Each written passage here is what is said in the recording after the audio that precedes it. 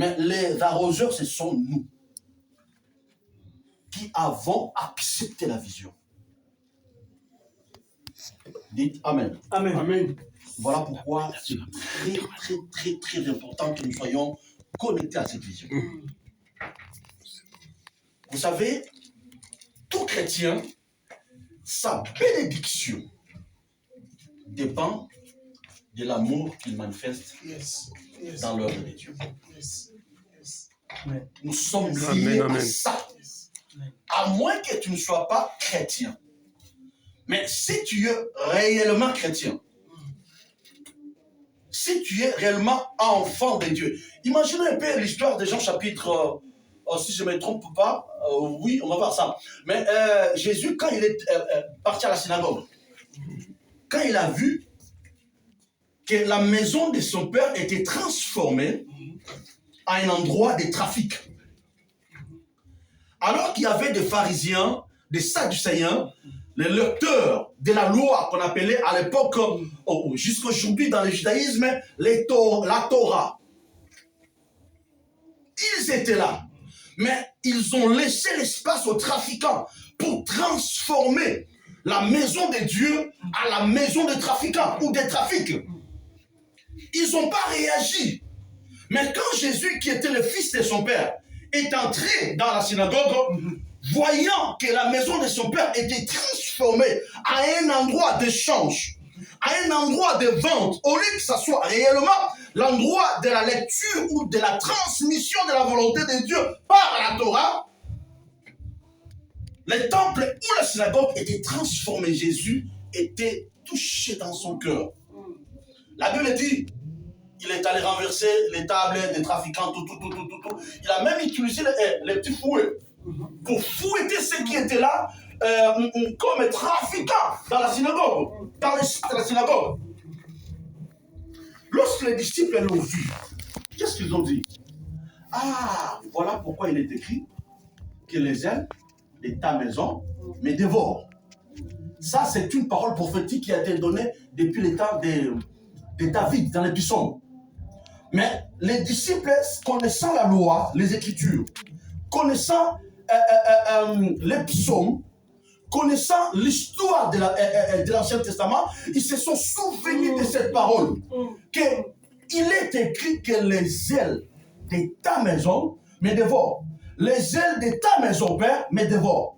Si réellement les Sadducéens, les pharisiens étaient les fils de ces pères-là, ils ne pouvaient pas laisser la maison de leur père être transformée en une maison, à un endroit de trafic ou d'échange. Mais ils ne se sont pas inquiétés. Pourquoi? Parce que ils n'étaient pas les leurs. Non, ils n'étaient pas, les enfants ou les fils de ces pères-là qui étaient les maîtres de la maison. Alléluia. Mais quand le fils légitime était venu, il a réagi. Quand l'œuvre de Dieu est là, quand ça marche ou ça ne marche pas, ou quand ça commence à marcher, moi, je dois avoir cette préoccupation parce que cette œuvre, cette maison, c'est la maison de mon Père. Amen. Amen. Ces ailes-là doivent dévorer mon cœur. Amen. Quelque part, les ailes, c'est le bravoure ou l'amour, l'empressement. Cet engagement-là doit dévorer ton cœur. Je dois servir Dieu. Je dois faire quelque chose pour que cette œuvre aille de l'avant. C'est ça la preuve ou le signe qui démontre que celui-ci est le fils de la maison. Alléluia. Est le fils de son père. La maison est de Dieu. La maison est de Dieu. Mais cette maison, comme une vision, est représentée et conduite par quelqu'un que Dieu a établi, c'est le pasteur. Oui. Si tu es le fils de Dieu, tu seras son fils. Oui. Si tu es son fils, tu avaleras la vision que Dieu a départie en lui. Et quand ça marche ou ça ne marche pas, tu dois être inquiété dans ton cœur. Qu'est-ce que je dois faire? Non seulement par l'argent, mais d'abord par ton cœur. Priez pour ça d'abord. Alléluia. Réagir, c'est ça les ailes que Jésus avait. Dieu. Amen. Gloire à Dieu. Jésus ne pouvait pas laisser. Gloire à Dieu. Si nous sommes le fils de la vision, la maison c'est la vision. Alléluia. Amen. Si nous sommes le fils de la vision, on doit réagir, démontrer les ailes. Amen. Yes. Yes. Dites Amen. Amen. Ce n'est pas ça mon message. Mais peut-être que je vais m'envoler dans ça. Gloire à Dieu, gloire à Dieu. Et c'est comme ça. Ça promet quoi. Yes. Ah, Yes. c'est ça. Yes. La fois passée, j'avais dit que la grandeur, c'est un processus. Ce n'est pas parce que dans un laps de temps, je suis grand, ou la vision est devenue grande. Non. La vision ne devient pas grande, mais la vision est grande. Depuis qu'elle est là, la vision est grande. Mais pour que cette grandeur soit évidenciée, pour que cette grandeur entre dans la réalité, il faut qu'il y ait un processus. Les processus là, qui sont les moteurs du processus, ce sont nous les enfants de la vision. Ça c'est vrai. Dieu passe par les humains. Amen. Si Dieu voulut ou avait voulu racheter le monde sous une forme spirituelle, Jésus n'allait pas porter les corps. Pour que l'évangile soit propagé dans le monde, Jésus pouvait le faire sous une forme spirituelle parce qu'il est Dieu. Mais il a choisi le physique, les douces. Dieu passe par les humains pour bénir les humains. Amen. Yes. Dieu passe par les humains pour accomplir sa volonté. Amen. Qui sont ces humains? Ce sont nous, qui sommes le Fils de Amen. Cette œuvre ne peut pas marcher si moi, je ne fais pas partie de cette œuvre. Quand je parle de l'œuvre, je vois la vision. Amen. Alléluia. Si je ne fais pas partie de cette vision, là, cette œuvre ne peut pas marcher. Mais si je fais partie de cette vision, cette œuvre va marcher. Amen. Dieu a besoin de nous. Lisons un verset rapidement, c'est dans Genèse chapitre 4. Je sais que c'est une histoire que vous connaissez, ou que nous connaissons tous. Genèse chapitre 4, nous prenons le verset 1 jusqu'au 5e verset. C'est l'histoire que nous connaissons tous. Les Genèse, vous savez, c'est le début, c'est le premier livre de la Bible. Oui. Et ça fait partie des 5 premiers livres qu'on appelle en termes bibliques la Pentateuque. C'est-à-dire, quand on parle de la Pentateuque, on voit les 5 premiers livres, on voit le Genèse, la Genèse plutôt, et puis il y a quoi? Il y a l'Exode, il y a Lévitique, Nombre, et puis il y a Deutéronome. Et l'écrivain de ces 5 de la Pentateuque, c'est Moïse. Il y a des moments où Moïse n'a pas vécu dans Genèse. Mais il a écrit Genèse. C'était par inspiration. Amen. Voilà pourquoi l'inspiration est plus forte que ce qu'on voit, ce qu'on touche. C'est la révélation. C'est ça. D'accord? Amen. Ok. Nous lisons le verset 1 jusqu'au 5e verset. Adam connut Ève, sa femme, point virgule. Ça, ce sont les Écritures. Adam connut Ève. L'expression de cette partie A parle de l'association de l'homme et de la femme. C'est-à-dire, je peux expliquer ça, un peu de tabou, mais en fait, c'est au sein d'un autre. Hein? Adam connut Ève. Ça prouve que Ève était déjà là. Adam connut Ève, sa femme. Quand vous lisez Adam connut Ève, virgule, sa femme. Donc, quand la Bible parle de la femme de quelqu'un, c'était légitime. Point virgule. Elle conçut. Qui conçut? C'était Ève. Et enfanta Caïn. Et elle dit, je formais un homme avec l'aide de l'Éternel. Heureusement qu'elle avait compris, elle avait cette reconnaissance. Que si j'ai pu former un être humain, quand on parle de l'homme dans la Bible ici, c'est être humain. C'est avec l'aide de... C'est la reconnaissance. La reconnaissance, c'est un acte qui fait que Dieu puisse continuer à se manifester dans nos vies. À chaque fois que tu vois une bénédiction, même si ce n'est pas une bénédiction, à chaque fois que tu vois un petit problème qui surgit, parce que tu es contrôlé dans la souveraineté de Dieu, comprends que c'est Dieu qui le permet dans ta vie. Qu'est-ce que tu vas faire? Sois reconnaissant. Dans le bon ou mauvais moment, Dieu Seigneur merci. Il faut reconnaître. Alléluia. Alléluia. Le verset 2. La Bible dit, elle enfanta son frère, Abel, encore. Abel fut berger et Caïn fut laboureur ou cultivateur. Nous descendons dans le 3e verset. Au bout de quelques temps, Caïn fit à l'Éternel une offrande des fruits de la terre. Moi, je pouvais penser que la Bible pouvait dire Caïn fit à l'Éternel une offrande des fruits de son jardin ou de ce qu'il faisait. Mais on a dit les fruits de la terre. C'est-à-dire les prélèvements des fruits de Caïn étaient dans la nature. Ça ne lui appartenait pas vraiment. Mais parce qu'il était cultivateur, il est entré dans la forêt ou dans le jardin, il a pris et il a donné l'offrande à qui? À Dieu. Dites Amen. Amen. Oh, alléluia. Amen. Le verset 4. Et Abel, de son côté, en fit une des premiers-nés de son troupeau et de leur graisse. Je répète. De son côté, Abel en fit, c'est-à-dire il a fait aussi une offrande à Dieu. Mais cette fois-ci, ce n'est pas comme Caïn. La Bible dit, il a pris une des premiers-nés de son troupeau, c'est-à-dire une brebis des premiers-nés de ces brebis, c'est-à-dire le premier lot de ces brebis. Abel a choisi une des brebis avec leur grâce, c'est-à-dire les brebis qui étaient en fait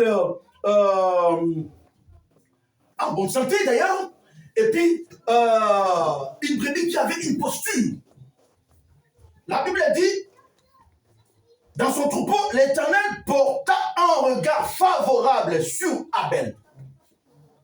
Oh, moi, je pouvais penser que la Bible pouvait dire que Dieu porta directement égard ou accepta directement l'offrande de qui?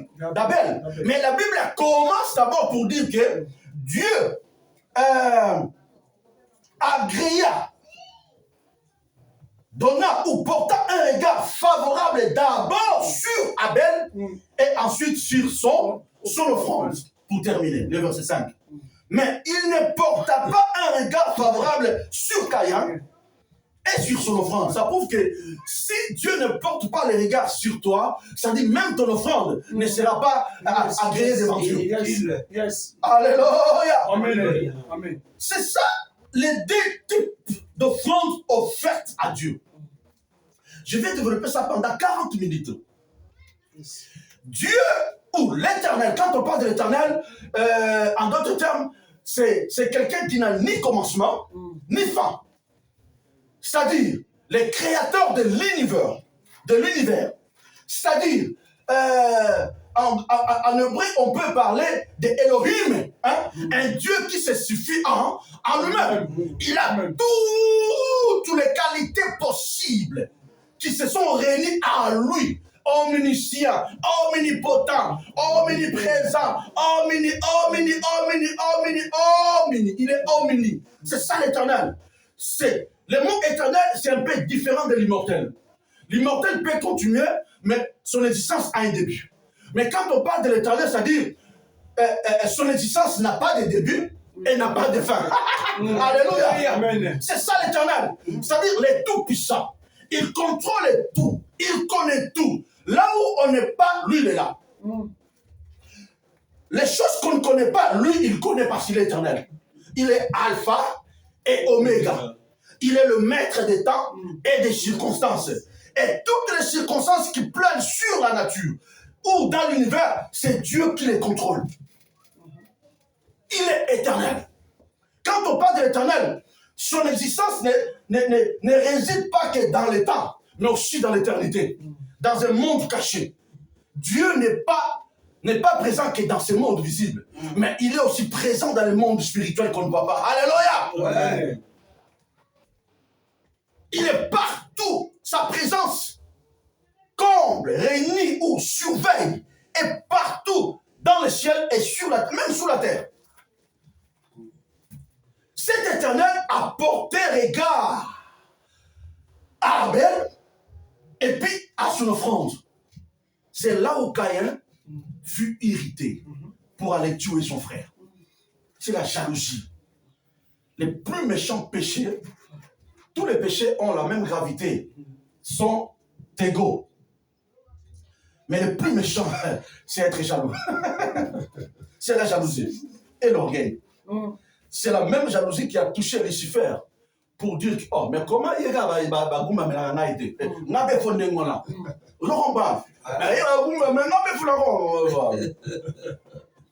maintenant, la jalousie l'a poussé à dire, selon Ésaïe chapitre 14, je monterai, hein? Je m'assierai, je ferai, je serai comme lui. Cet orgueil est parti de la jalousie. La jalousie, ce n'est pas accepter ce que l'autre a. Tout à fait. La jalousie, c'est vouloir avoir ce que l'autre a. De vouloir faire, ou de dire non, moi si je peux faire ça. Ah ben non! Lui, c'est lui, toi, c'est toi. Yes. Mais le Lucifer, très bien à l'époque, ne s'était pas contenté de l'espace là où Dieu lui avait donné. Mais il a voulu devenir comme Dieu. Dieu, sachant tout cela, la semence mauvaise est entrée. Qu'est-ce que Dieu a fait? Il a jeté. Parce qu'en lui, dans son espace, il y avait un tiers des anges. Il a entraîné cette partie des anges avec lui. Il est descendu. Bon, on ne peut pas parler de ça parce que c'est un peu plus profond. Là où les diables résidaient pour venir faire son travail dans les champs, dans le temple. Dieu l'a jeté. On n'est pas là. Ce qui me frappe dans cette lecture, c'est que Dieu porte égard à Abel après son offrande. Les deux avaient une relation avec Dieu. Parce qu'ils connaissaient bien le Dieu qui est le créateur de leurs parents. Dieu avait créé leurs parents par sa main. Ils avaient ça dans la tête. Que si nous sommes nés, parce qu'il y a un Dieu qui a créé nos parents, et c'est ce Dieu-là qui a fait que nous puissions être nés dans ce monde. Voyez? Qu'est-ce qu'on doit faire? Cette reconnaissance, on va se préparer pour aller donner les offrandes à ces dieux-là, comme preuve de remerciement ou de reconnaissance. Ça, c'est l'intention de toute personne aujourd'hui. Mais ce n'est pas tout remerciement qui peut être accepté de Dieu. Non. Non. Oh, alléluia. Amen. C'est ce que je dis. Ce n'est pas tout acte d'offrande, tout acte de reconnaissance qui peut être accepté par Dieu. Non. Ton offrande peut être acceptée par Dieu que si ton offrande apporte en elle l'identité de Christ qui est l'offrande acceptée par Dieu. Alléluia. Amen. Alléluia. Alléluia. Amen. Amen. Est-ce qu'on s'y comprend bien? Amen. Amen. Je vais parler d'un thème. Amen. Mais je commence par là et puis je vais descendre. Je crois 35 minutes qui me restent. Pasteur, j'ai regardé l'heure, mon vieux. Jusqu'à 14 heures. Non, 45. Jusqu'à 50. Jusqu'à 50 heures. Donc là, ça prouve que j'ai encore 40 minutes. 14 heures pile. D'accord. 14 heures. Et c'est ça.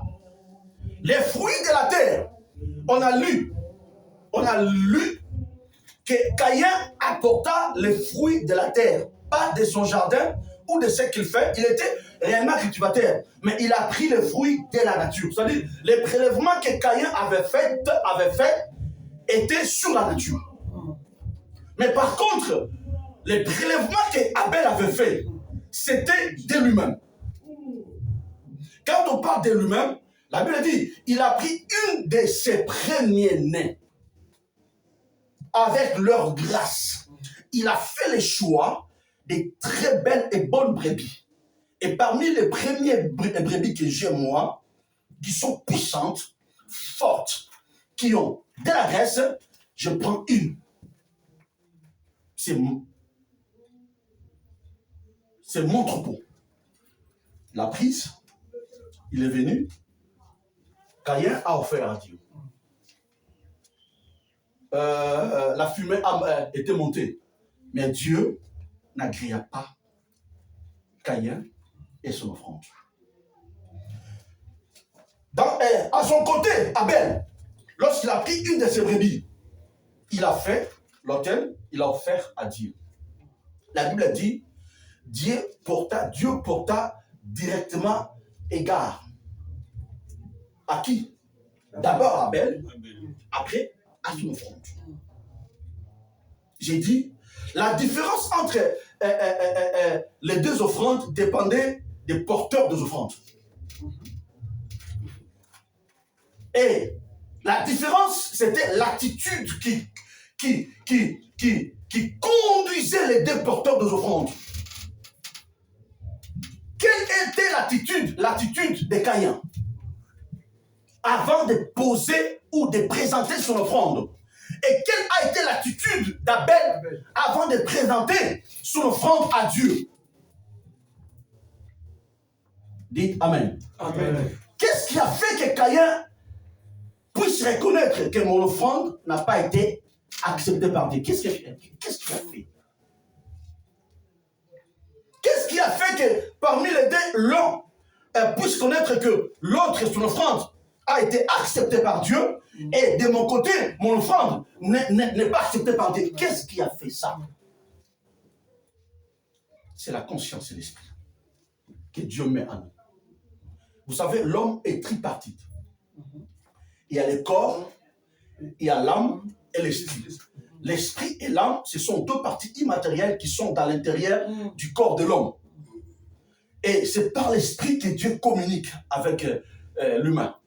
Même quand Dieu avait créé, avant qu'il soufflât, Adam était une âme inerte, morte. Mais quand Dieu a soufflé, des fois on n'a pas compris. Il y avait une portion de la divinité de Dieu qui était sortie depuis de Dieu qui est éternel, était entrée dans l'homme. Et cette portion de la divinité qui gardait, qui faisait qu'en sorte que Adam puisse être chaque fois en contact, en communion, en communication avec Dieu, c'est l'esprit. Dieu communique avec nous pas au niveau de notre esprit. Cet esprit-là, c'est la conscience. C'est cette conscience qui était chez Abel et chez Caïn. C'est-à-dire, quand Caïn a donné, il a compris directement que cette offrande n'est pas acceptée. Il a compris. Il fut irrité, comme dit la Bible. Et Abel, de son côté, il avait la paix dans son esprit. Il avait compris du coup que mon offrande est agréée par Dieu. Mais ce n'est pas l'offrande qui était importante, mais c'était la véritable offrande cachée dans l'offrande qui était importante. Dites Amen. Amen. Oh, dites Amen. Amen. Oh, dites Amen. Amen. En fait, quand Abel prenait une de ses brebis, ce qui a fait qu'Abel puisse donner une offrande qui pouvait être acceptée par Dieu, c'était l'attitude de son cœur. Ça, c'est un. Je parle à la manière doctrinale, pas révélation. C'était son attitude. Son attitude prouve la foi et la confiance qu'Abel avait auprès de Dieu, qu'il ne voyait pas, mais qu'il sentait par son esprit. Son attitude prouve la considération qu'Abel avait auprès de qui, de ces dieux qui est leur créateur, qui était leur créateur. C'est-à-dire, on est reconnaissant, mais ce que Dieu a fait pour nous, aujourd'hui, dans l'état, nous sommes humains. Moi, je comprends aujourd'hui qu'il est mon créateur. Je veux lui offrir la considération afin que Abel puisse faire le choix d'une bonne offrande.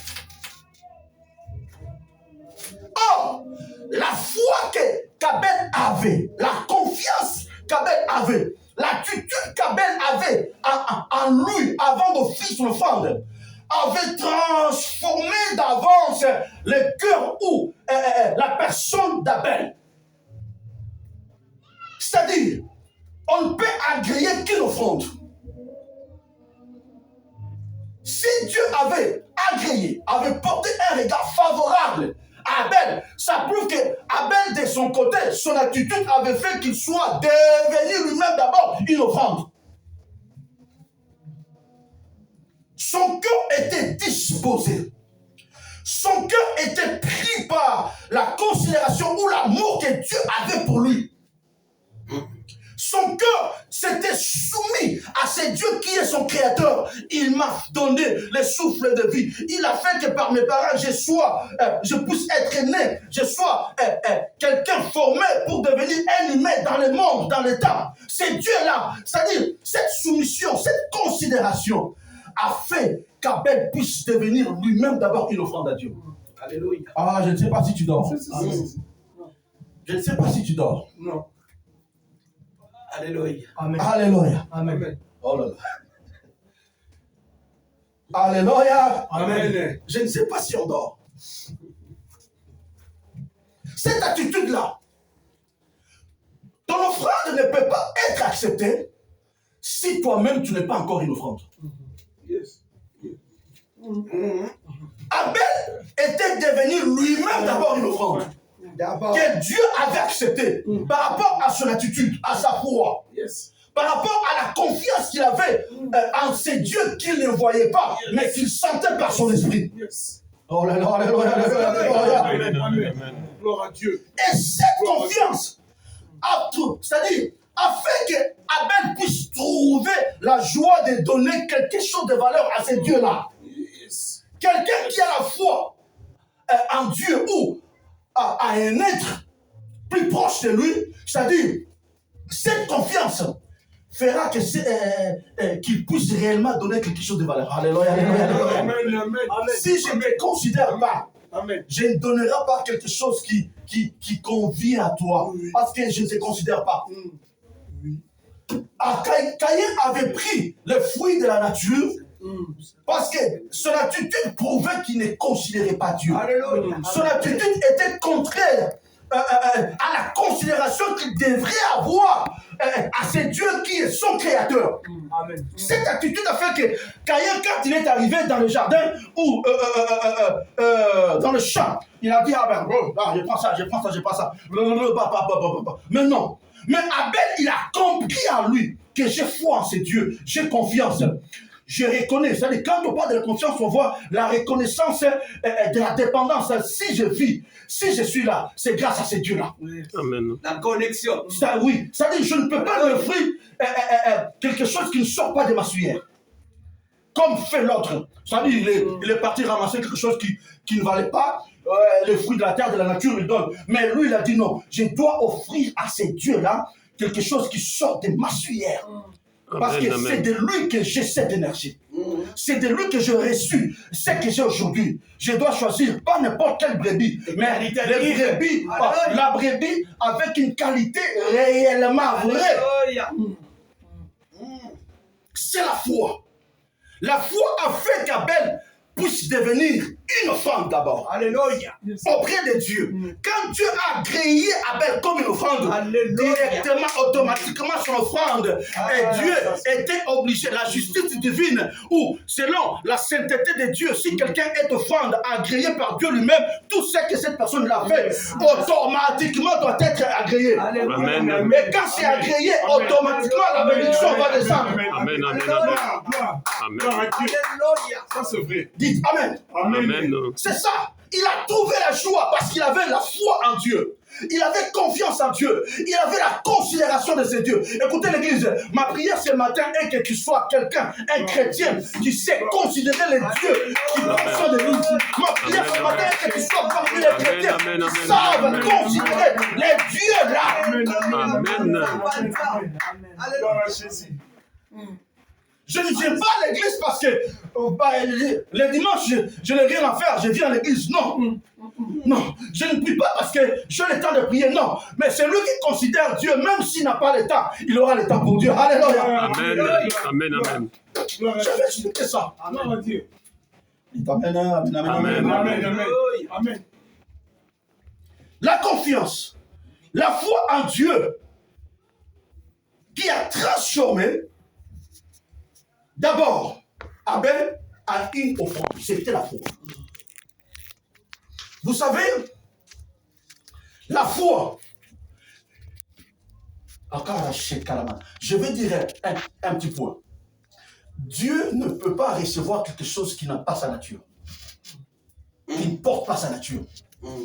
Si Dieu accepte une offrande comme Abel, parce qu'Abel avait porté la nature de Dieu. Amen. Vous savez pourquoi est-ce que Dieu avait accepté l'offrande de Jésus sur la croix? On a commencé avec Adam. Adam a échoué dans le jardin d'Éden. Là, dans Apocalypse chapitre 5, l'apôtre Jean, qui était l'un des apôtres, il pleurait parce qu'il n'y avait personne qui pouvait regarder les livres ni à rendre les sceaux. Il n'y avait personne. Mais par contre, il y avait David qui était là.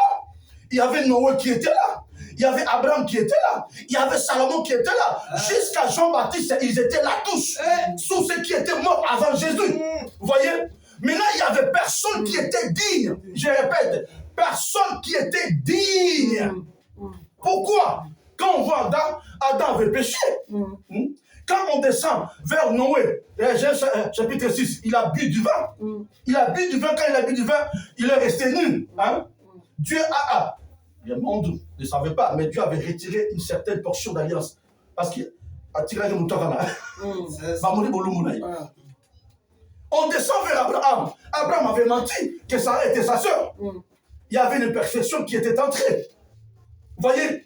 On descend vers... On va plus loin. On va David. David est un homme selon le cœur de Dieu. Mais un jour, il va regarder la femme de son soldat. Il a fait que son soldat puisse être tué pour qu'il puisse récupérer la femme. Ça, c'est la faille qui est entrée. Salomon, un homme de la sagesse, la reine de Séba, laissait son trône pour venir jusqu'à Jérusalem pour voir, écouter la sagesse de qui? De Salomon. Mais c'est Salomon. Un jour, on va faire le comptage. 700 Mankangou, 700 concubines, plus 300 femmes. À la fin, lui-même, il a dit, tout est validé. L'imperfection. Qu'est-ce que tu vas me dire? Tu vas me parler de qui? D'Élie. Élie, il avait fui Jézabel. Voyez. Qu'est-ce que tu vas me dire? Jean-Baptiste. Allez-y voir Jean-Baptiste. Un jour, il a douté. Il a douté de Jésus. Mais toi, tu as baptisé Jésus. Lorsqu'il sortit de l'eau du Jourdain, tu as dit aux gens qui étaient autour de toi, tu as dit, voici l'agneau de Dieu qui ôte les péchés du monde. Mais quand tu es dans la prison, tu dis, va demander si c'est lui le Messie. Alléluia. Ça, c'est l'imperfection. Jean-Baptiste pouvait voir, regarder les livres et rentrer les sceaux, directement laisser la vie. Pardon. Mais écoutez la preuve du sacrifice qui était, de l'offrande qui était agréée, qui avait la nature divine du ciel, qui était acceptée. D'abord, le jour de son baptême, lorsque Jean-Baptiste a baptisé Jésus, d'abord, il y avait une discussion entre les deux. Jean est arrivé, Jésus est arrivé, il a dit, je suis venu pour être baptisé. Jean sachant que non, celui-ci c'est un maître. En fait, Jean avait des convictions, avait des intuitions que celui-ci, ce n'est pas mon niveau. Il a même dit avant que Nanaroya, mais il avait tout ça. Il avait tout ça dans sa tête. Vous voyez? Et puis le jour-là que Jésus a été baptisé, lorsque Jésus entra dans les Jourdains, lorsqu'il est sorti, les ciels s'ouvrirent. Quand les ciels s'ouvrirent, il y avait une voix qui retentit pour dire quoi? Celui-ci est mon fils bien-aimé, en qui j'ai mis toute mon affection.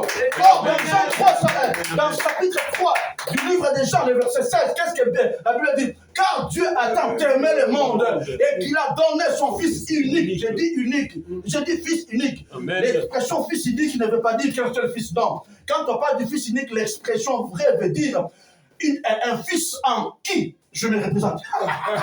Je suis représenté. Amen. En qui je mets toute mon affection. Quand je mets toute mon affection en toi, c'est-à-dire, alors c'est lui qui m'a vu, a vu le Père. C'est-à-dire, je suis dans le Père est à moi. Amen. Vous voyez, les ciels s'ouvrirent. Mais vous savez pourquoi? Parce que dans Jourdain, il y avait un autel qui cherchait un sacrifice. Amen. Quand est-ce que l'autel du Jourdain a été bâti? Vous savez, quand les Israélites traversaient le Jourdain pour aller se reposer, entrer dans la terre promise, qu'est-ce que Dieu avait dit à Josué? Quand les sacrificateurs vont arriver au milieu des eaux, dis-leur que chacun des sacrificateurs va prendre une pierre. Il y avait 12 pierres, 12 sacrificateurs, ils ont pris. Ils sont sortis. Les 12, c'est dans la chiffrologie, c'est l'expression de... Ça définit l'autel. Alléluia. Amen. Écoutez, quand on va jouer 12 pierres, voilà, ils sont partis. Il n'y avait plus d'autel dans le Jourdain. Mais quand Josué est venu, il a repris les 12 pierres. Il a remis. C'est-à-dire, dans le Jourdain, il y avait un autel, mais qui cherchait un vrai sacrifice. Mais les Jourdains acceptaient le sacrifice les jours où Jésus était entré dans l'eau.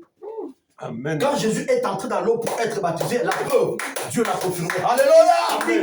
Amen. Amen. Parce que Jésus avait la nature, il était l'offrande qui avait la nature divine, la nature céleste. Si ton offrande n'est pas revêtue de la nature spirituelle de Dieu, Dieu ne peut pas la griller. Mais pour que ton offrande soit revêtue de la nature divine, il faut que toi-même, le porteur de l'offrande, soit transformé en offrande dans la nature divine. Gloire à Dieu. Gloire. C'était le cas d'Abel. Mais tout ça, c'est par la foi. Amen. Je veux méditer. Tout ça, c'est par la foi. Écoutez, dans Jean chapitre 1, le verset 12, qu'est-ce dit la Bible? Non, on commence d'abord au verset 11. Hein? Elle est venue chez les siens. Et les siens... Oh là là.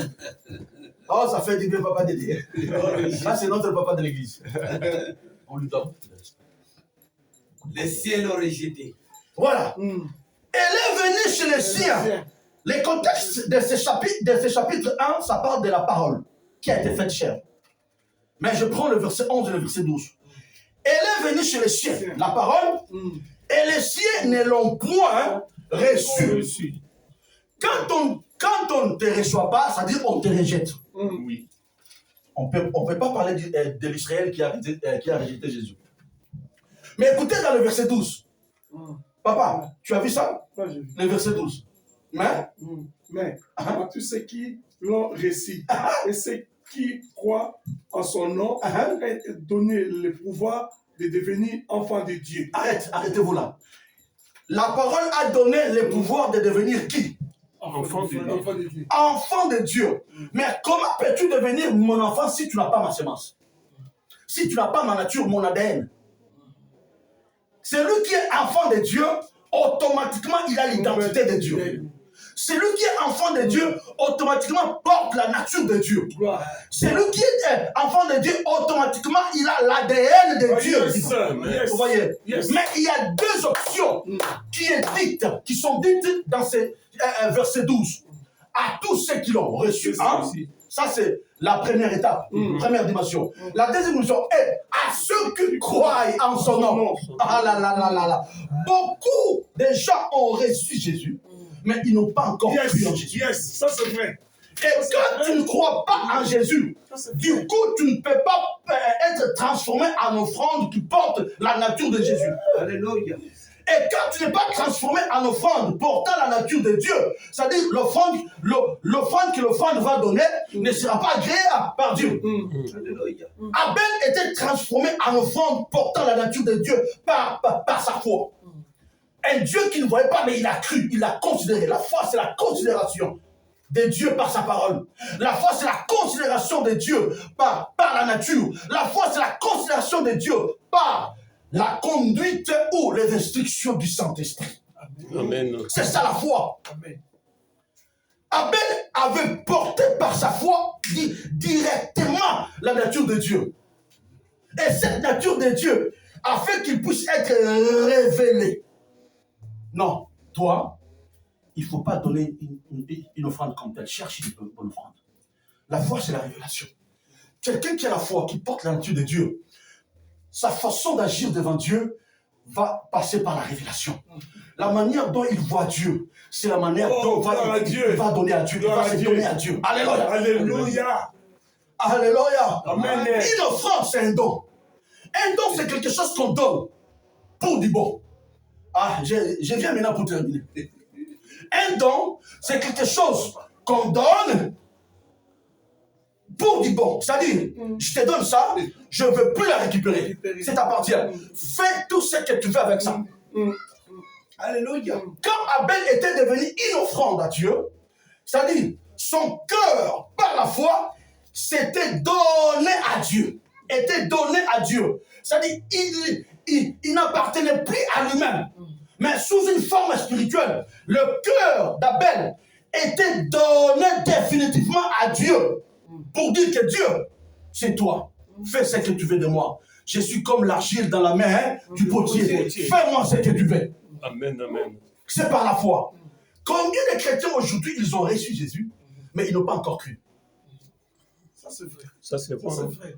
La foi, je ne parle pas de la foi qui produit les miracles, mais je parle de la foi qui nous positionne comme étant enfants de Dieu. Amen. Si tu Amen. portes la nature de Dieu comme une offrande, c'est-à-dire tu es d'office son enfant. Amen. Parce que tu es son enfant, tu portes sa nature.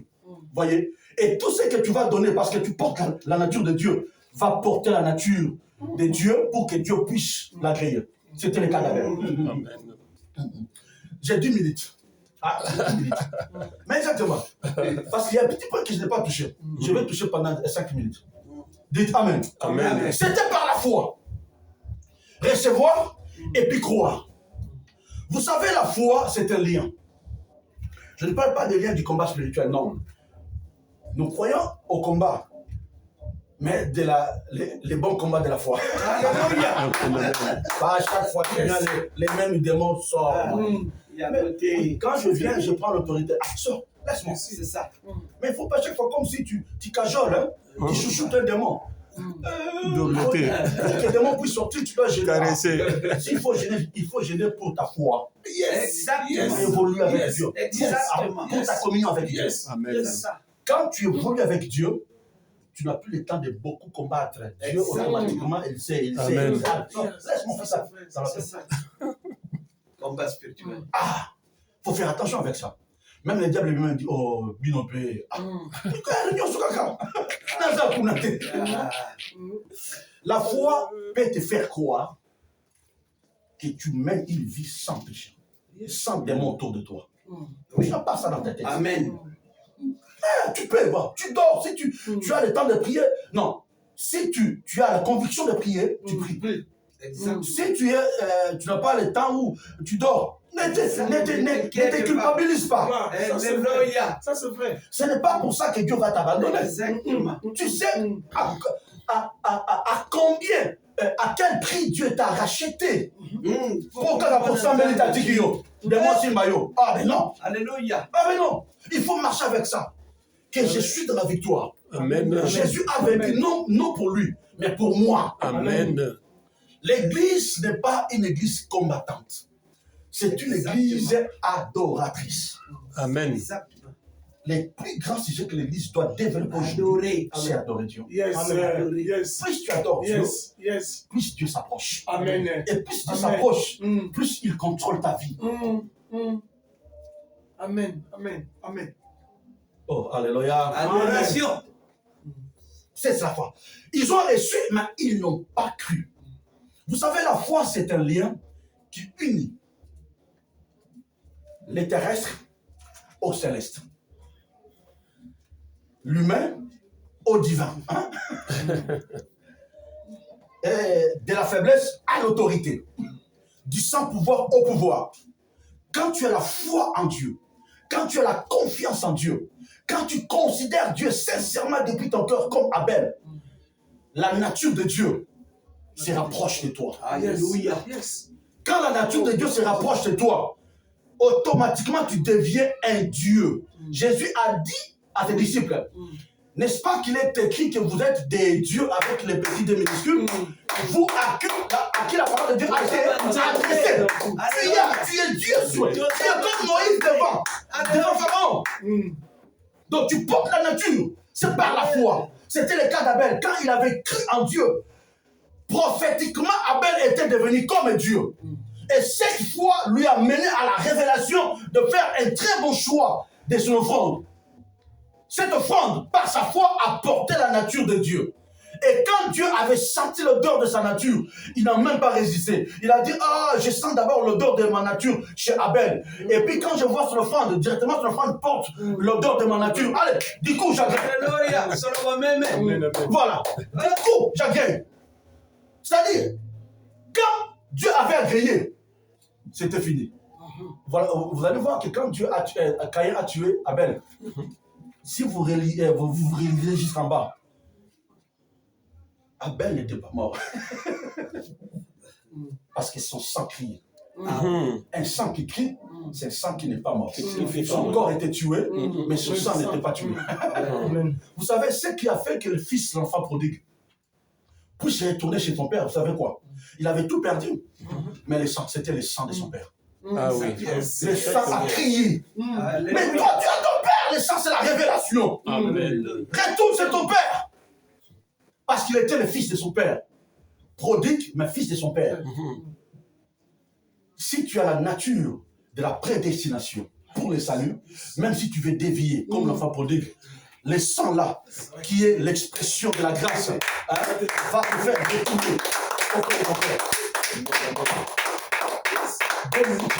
Yes. C'est la foi. Écoutez, recevoir et puis croire. Quand je crois en Dieu, c'est-à-dire je me soumets à sa seigneurie. Amen. Amen. Quand je me soumets à sa seigneurie, il y a des options qui agissent. Il y a trois même, selon Luc chapitre 9, le verset 23, si je ne me trompe pas, la Bible a dit, c'est lui qui veut venir après moi. Hein? Jésus dit à ses disciples, il doit renoncer à lui-même. Hein? C'est ça la foi. La foi, c'est renoncer à toi-même. Ça, c'est un. Deux, la foi, c'est porter sa croix. Trois, la foi, c'est suivre. Les trois aspects dans la foi. Ça, c'est la foi. Quand tu es ça, tu te renonces à toi-même, tu portes ta croix, et puis tu suis Jésus. Du coup, automatiquement, tu portes la nature. Et quand tu portes la nature, tu auras la joie de donner à Dieu trois éléments. Tu donneras à Dieu ton temps, tu donneras à Dieu tes talents dans son œuvre, et enfin, tu donneras à Dieu ton trésor. Amen. Je vais développer ça les dimanches prochains. Amen. Amen. Quand tu te donnes à Dieu, tu te renonces à toi-même, tu portes ta croix, je vais expliquer ça, et puis quand tu suis Jésus, il y a trois aspects que tu vas donner à Dieu. Amen. Tu donneras à Dieu ton temps pour son œuvre, et tu donneras à Dieu tes talents, et enfin tu donneras à Dieu ton trésor. Amen. Et si on me Alléluia. ton foot à ça là, le 15 pasteur, n'est-ce pas? Si je ne me trompe pas. C'est combien, pasteur? 250. Quand tu suis, tu donnes à Dieu ton trésor. Même si tu n'as que 50 €, 100 €. Gloire à Jésus. Tu préfères ne pas payer Gloire à Dieu. tu payes le loyer. Merci Seigneur. On va voir ça, papa.